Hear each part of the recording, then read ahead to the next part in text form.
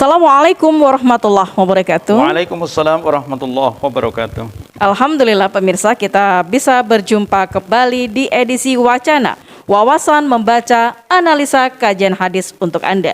Dan alhamdulillah di tengah-tengah kita saat ini sudah rawuh Ustadz Zun Adam, Sarjana Agama MSy. Assalamualaikum Ustadz. Waalaikumsalam warahmatullahi wabarakatuh, Mbak Jang. Ya, monggo bisa dilepas dulu maskernya. Yeah.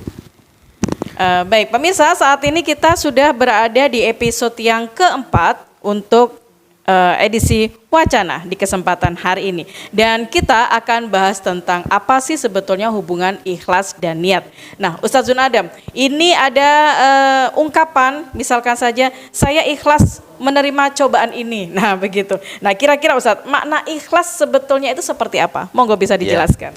Ikhlas sebagaimana yang disampaikan, definisi ikhlas yang sebelumnya adalah murni semata-mata karena Allah. Karena ikhlas secara bahasa itu artinya murni tanpa campuran. Jadi kalau orang menyebut saya ikhlas menerima cobaan ini, artinya dia sudah pasrah sepenuhnya kepada Allah, apapun yang ditakdirkan oleh Allah kepadanya. Tetapi yang benar itu mestinya tidak dengan kata-kata ikhlas, tetapi saya rela, ridho. Begitu ya? Saya ridho, saya rela menerima cobaan ini. Mestinya yang tepat itu penggunaan kata-katanya itu bukan ikhlas. Sama saja dengan orang bilang menggunakan kata-kata syirik ya. Oh, lu jangan syirik. Maksudnya kan jangan iri toh. Betul. Padahal syirik itu artinya apa? Menyekutukan Allah, betul. Gitu. Bedanya SY-nya. Iya, ini kadang-kadang salah kaprah penggunaan istilah. Terus ada orang yang kebetulan mengalami hal yang kurang menyenangkan, lalu dia bilang syukur. Padahal syukur itu artinya apa? Berterima kasih kan? Tapi kok malah disyukur-syukur? Ini berarti malah disuruh mengucapkan terima kasih. Ini penyalahgunaan suatu istilah. Betul, Ustaz. Dan sudah menjadi salah kaprah. Gitu. Oke, nah ini Ustaz, pada bab pendahuluan kitab Riyadhus Shalihin itu ada ayat yang artinya bukan daging dan darahnya yang sampai kepada Allah, tetapi ketakwaan kalian. Ini di dalam surat Al-Hajj ayat 37. Nah ini ada hubungannya dengan ikhlas seperti apa Ustaz? Monggo bisa dijelaskan. Di awal-awal bab menghadirkan niat ikhlas di dalam kitab Riyadhus Shalihin itu, Imam An-Nawawi memang mencantumkan ayat itu di surat Al-Hajj, la yanalallaha luhumuha wala dima'uha walaki yanaluhut taqwa minkum. Yang sampai kepada Allah bukan daging, bukan darahnya, tetapi yang sampai kepada Allah adalah ketakwaannya. Ini untuk membedakan antara kurban dengan persembahan sesajen. Ini membedakan antara kurban dengan apa ya? Misalnya nyembelih kepala sapi, kepala kerbau dipersembahkan. Ini bedanya. Tumbal orang Jawa bilang begitu. tumbal. Iya. Jadi beda kurban dengan tumbal itu beda. Karena Allah tidak butuh darah, tidak butuh daging, tetapi Allah menyuruh kurban itu adalah karena ingin menguji ketakwaannya dan ingin menguji keimanannya. Jadi dia lebih dalam dirinya lebih kuat imannya apa emannya gitu ya. Ikhlas berkorban tidak begitu ya. Termasuk dalam kategori takwa itu apabila dia berkurban dasarnya karena ikhlas lillahi ta'ala. Kelihatan sekali kok orang berkurban kalau ikhlas pasti yang dikurbankan itu berkualitas kan. Misalnya contohnya Habil lah ya. Habil ketika berkorban dia mengorbankan seekor kambing yang gemuk dan besar, sehat. Nah gitu. Sementara Qabil karena memang tidak ikhlas, yang dia korbankan adalah buah-buahan ya maaf yang sudah basi dan agak membusuk. Menunjukkan dalam hatinya tidak ada rasa keikhlasan. Jadi intinya yang penting korban begitu ya. Pokoknya korban asal-asalan. Inilah hubungan antara ketakwaan dengan keikhlasan itu. Kelihatan sekali orang yang benar-benar ikhlas dan tidak itu.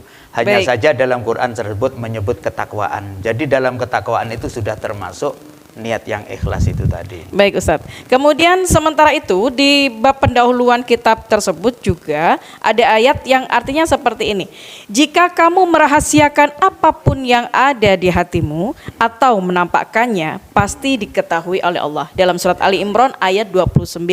Nah Ustadz, pengertian dan hubungan ayat tersebut dengan masalah niat serta keikhlasannya seperti apa? Niat itu ada di dalam hati yang paling dalam.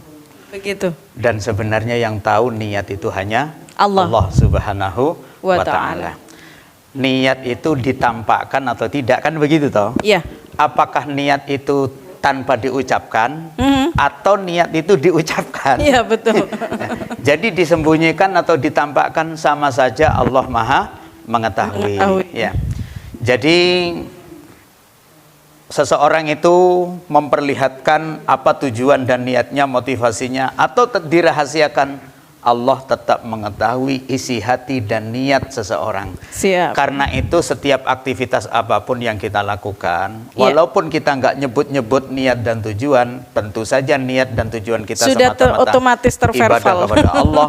Allah sudah tahu, Iya. Allah sudah menilai. Betul, Seperti betul. itu. Kemudian Ustadz, pada hadis pertama di bab ini menyebutkan yang terjemahnya adalah sesungguhnya setiap amal perbuatan disertai niat dan apapun yang dilakukan seseorang akan memperoleh sesuai apa yang diniatkan. Ini adalah hadis riwayat Muslim, Ustadz. Nah, kira-kira menjelaskan hadis tersebut, asbabul wurudnya seperti apa?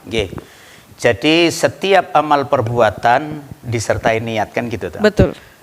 Perbuatan seseorang itu dinilai baik atau dinilai jelek tergantung pada niat. Nabi menyebut disertai niat, ya. Niat itu artinya kesengajaan. Kesengajaan untuk melakukan sesuatu itu makna niat. Iya. Misal ada orang melakukan kejahatan tapi dia tidak punya niat. Mengerjakan Sesuatu kejahatan tapi tidak ada niat. Misalnya dia bangun tidur, tahu-tahu dia ngambil senjata tajam, ya. Tahu-tahu dia melakukan pembacokan dan sebagainya. Tapi ternyata orang Jawa bilang orang ini ngelendur. Nah, jadi kalau orang itu nggak sadar, karena orang itu kerasukan, karena orang itu ngelendur dan sebagainya, itu kan semua di luar niat, di luar rencana, dan di luar apa ya? Di luar keinginannya sebenarnya. berarti tidak terkontrol. Iya, tidak terkontrol. Berarti apa yang dia lakukan itu walaupun membahayakan orang lain tapi tidak dikategorikan kejahatan karena nggak ada niat.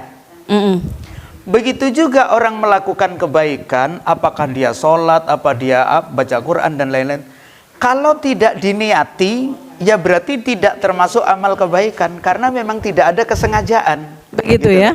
Jadi Rasulullah menyebut setiap amal perbuatan itu disertai niat itu, artinya dari segi hukum perbuatan itu dinilai baik atau tidak tergantung ada kesengajaan apa enggak. Berarti Ustadz, niat itu sebetulnya yang betul perlu dilafatkan atau tidak ya? Ya, jadi baik atau buruk tergantung pada niatnya itu. Maka kalau niatnya baik, bernilai ibadah itu baik. Tapi kalau niatnya jelek, berarti bukan termasuk ibadah, tapi juga termasuk amal kejahatan. Begitu ya. Saya rasa niat itu diucapkan juga nggak apa-apa. Tadi kan ayatnya sudah. Iya. Jika kamu menampakkan apa yang ada dalam hatimu atau menyembunyikan, Allah juga sama-sama mengetahui. Tahu. Yang dipersoalkan di masyarakat ini kan persoalan kita baca niat, nawaitul wudu, usolli. Ya monggolah terserah. Itu kan di luar rukun sholat, boleh-boleh saja. Jangankan kita baca usolli, nyanyi halu-halu Bandung juga dilarang kok. Jadi itu kan di luar rukun sholat, monggo silakan, nggak usah dipersoalkan lah itu. Yeah. Ini persoalan niat, jadi nggak usah dipersoalkan. Terus Mbak Ica tadi kan tanya asbabul wurud hadis itu. Iya. Gara-gara ada seseorang yang akan ikut hijrah bersama Nabi SAW, kasus Ummu Qais gitu loh. Kasus Ummu Qais ikut hijrah pada Nabi, pacarnya ini keberatan. Oh. Kalau gitu saya ikut hijrah sekalian gitu. Yeah. Padahal Nabi tahu orang ini mau ikut hijrah gara-gara Ummu Qais ikut hijrah, takut kehilangan pacarnya. Oh begitu, iya. Itu asbabun nuzulnya di situ. Asbabul wurudnya ya. Ya, asbabul wurud maksud saya. Iya. Baik Ustaz, terima kasih. Kita cukup bisa memahami begitu ya, bagaimanakah ikhlas, niat, hubungannya yang dimaksudkan dalam kitab Riyadhus Shalihin di pertemuan kita kali ini. Baik pemirsa, tetaplah mengikuti kajian kita setiap edisi hari Senin pukul 17.00. Dan jangan kemana-mana, tetap stay tune saja di Wacana, wawasan, membaca, analisa, kajian hadis untuk Anda. Assalamualaikum warahmatullahi wabarakatuh. Waalaikumsalam warahmatullahi wabarakatuh.